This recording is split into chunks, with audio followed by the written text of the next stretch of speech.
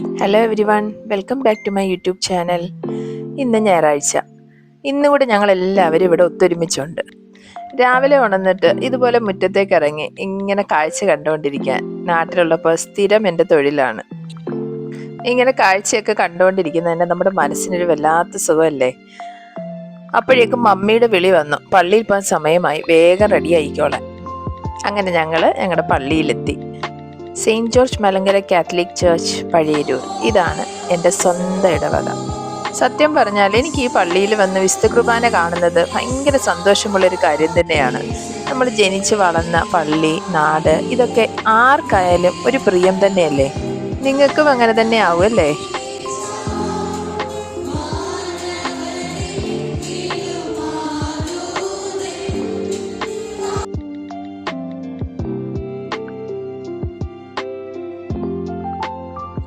നോമ്പിന് മുമ്പുള്ള ഞായറാഴ്ച മരിച്ചുപോയ നമ്മളുടെ പ്രിയപ്പെട്ടവരെ ഓർക്കുന്ന ദിവസമാണ്.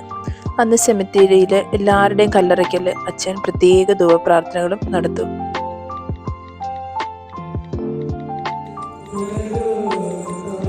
ഞായറാഴ്ച പള്ളിയിൽ പോയിട്ട് തിരികെ വരിക മാത്രമല്ല, നമ്മുടെ പ്രിയപ്പെട്ട ആൾക്കാരെ എല്ലാം കണ്ട് വർത്താനം പറഞ്ഞ് അതിൻ്റെ ഒരു സുഖം വേറെയാണ് എനിക്ക്.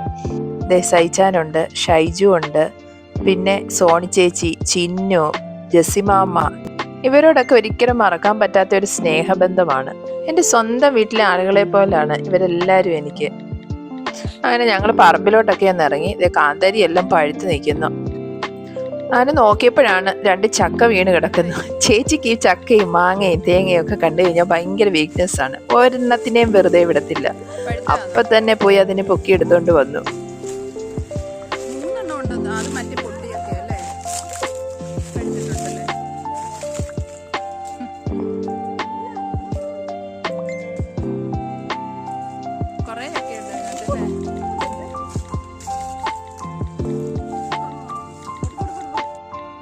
ചേച്ചി അപ്പം തന്നെ അതിനെ എടുത്തോണ്ട് വന്ന് കട്ട് ചെയ്ത് അതിനെ 4 തുണ്ടമാക്കി റെഡിയാക്കി എടുത്തു.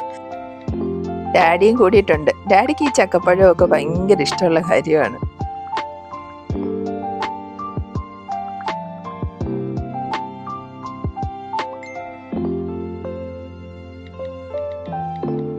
പിന്നെ അടുത്ത ലക്ഷ്യം മാവിൻചോട്ടിലോട്ടായിരുന്നു. അവിടെ മാങ്ങയൊക്കെ അതിൽ കുറെ നിപ്പുണ്ട്. താഴെ വീണുമൊക്കെ കിടക്കുന്നത് കണ്ടു. ഈ മരം എന്തുവാ നിങ്ങൾക്ക് മനസ്സിലായോ? ഇത് കറുകപ്പട്ടയാണ്. നമ്മുടെ ഈ ബിരിയാണിയൊക്കെ വെക്കുമ്പോൾ ബേ ലീഫൊക്കെ എടുക്കില്ലേ, ഇതിൻ്റെ ഇലയാണത്. പിന്നെ അതുപോലെ തന്നെ ഇതിൻ്റെ സ്കിൻ ഇങ്ങനെ, അത് കുറേ നന്നായിട്ട് മരമൊക്കെ ആയതിനു ശേഷമാണ് സ്കിൻ ഇങ്ങനെ ചിരണ്ടിയെടുത്ത് അത് ഡ്രൈ ആക്കിയിട്ടാണ് നമ്മൾ മസാലയ്ക്കൊക്കെ യൂസ് ചെയ്യുന്നത്. ഇന്നത്തെ പ്രെയർ ഞങ്ങളുടെ വീട്ടിൽ വെച്ചായിരുന്നു. കുറച്ച് ആൾക്കാരൊക്കെ ഉണ്ടായിരുന്നു. പ്രാർത്ഥനയെല്ലാം കഴിഞ്ഞിട്ട് ഞങ്ങൾ ക്യാരറ്റ് കേക്കൊക്കെ ഉണ്ടാക്കിയിട്ടുണ്ടായിരുന്നു. അതെല്ലാവർക്കും കൊടുത്തു. അങ്ങനെ പ്രാർത്ഥന കഴിഞ്ഞ് പ്രാർത്ഥനക്കാരൊക്കെ പോയതിനു ശേഷം ഞങ്ങൾ കുറച്ചു നേരം ഇങ്ങനെ വർത്താനമൊക്കെ പറഞ്ഞ് ഇങ്ങനെ ഇരിക്കും. ഇത് ഞങ്ങളുടെ വീടിനോട് ചേർന്നിട്ടുള്ള ഒരു പള്ളിയാണേ. ഞങ്ങൾ ഇതിനെ വിളിക്കുന്ന കണ്ണാടി പള്ളി എന്നാണ്. ഇതിന്റെ പ്രത്യേകത എന്താന്ന് വെച്ചാൽ, നമ്മൾ പള്ളി പൂട്ടിക്കിടന്നാലും ഈ ഗ്ലാസ്സിലൂടെ അകത്തേക്ക് നോക്കുമ്പോൾ അൾത്താര വരെ കാണാമായിരുന്നു. കംപ്ലീറ്റ് ഗ്ലാസ് ആയിരുന്നു.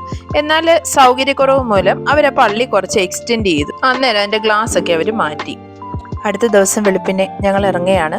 ഡാഡിയോടും മമ്മിയോടും ഒക്കെ യാത്ര ചോദിച്ചു.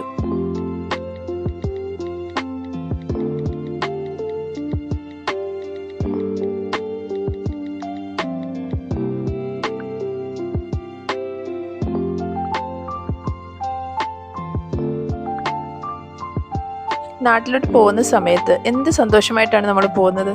എന്നാൽ തിരികെ പോരുമ്പോഴോ അവരുടെ അടുത്ത് ബൈ പറഞ്ഞ് ഇറങ്ങുമ്പോൾ ഉണ്ടാകുന്നൊരു വിങ്ങല് ആർക്കും അങ്ങനെ തന്നെയാണല്ലേ.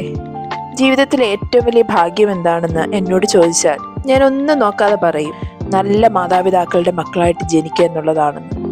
അവിടെയാണ് നമ്മുടെ ബേസ്. അവർ നമ്മളെ വളർത്തുന്ന രീതി, നമ്മളെ പഠിപ്പിക്കുന്ന കാര്യങ്ങൾ, ഇതൊക്കെയാണ് നമുക്ക് മുന്നോട്ടുള്ള ജീവിതത്തിൽ നമുക്ക് വേണ്ടിയത്. നമ്മുടെ മാതാപിതാക്കൾ ജീവിച്ചിരിക്കുമ്പോൾ മാത്രമാണ് നമ്മൾ മക്കള്. അതുകൊണ്ട് എല്ലാവരും മാതാപിതാക്കളെ സ്നേഹിക്കുക, അവരോടൊപ്പം സ്പെൻഡ് ചെയ്യാൻ ശ്രമിക്കുക. പുണ്യാളനെ കാണാതെ എങ്ങനെ യാത്ര തുടരാൻ സാധിക്കും? പള്ളിയിൽ കുർബാനയും നടക്കുന്നുണ്ട്. അങ്ങനെ ഞങ്ങൾ യാത്ര തുടർന്നു. ഞങ്ങളുടെ ബസ് കൊട്ടാരക്കരയിൽ നിന്നാണ്. സെറിൽ ഞങ്ങളെ കൊട്ടാരക്കര ഡ്രോപ്പ് ചെയ്തു, ബൈ പറഞ്ഞു. ഞങ്ങൾ ഞങ്ങളുടെ യാത്രയും തുടർന്നു. അങ്ങനെ ബസ് എത്തി. ഞങ്ങളുടെ ലഗേജൊക്കെ ബസ്സിലേക്ക് കയറ്റി. കോട്ടയം എത്തിയപ്പോൾ ചേച്ചിയും മോളും ഇറങ്ങി. ഞങ്ങൾ എറണാകുളത്തേക്ക് പോന്നു. അത്രയേ ഉള്ളൂ ഇന്നത്തെ വിശേഷങ്ങൾ. നിങ്ങൾക്ക് എൻ്റെ വീഡിയോ ഇഷ്ടപ്പെട്ടെങ്കിൽ സപ്പോർട്ട് ചെയ്യുക. Thanks for watching. ബൈ.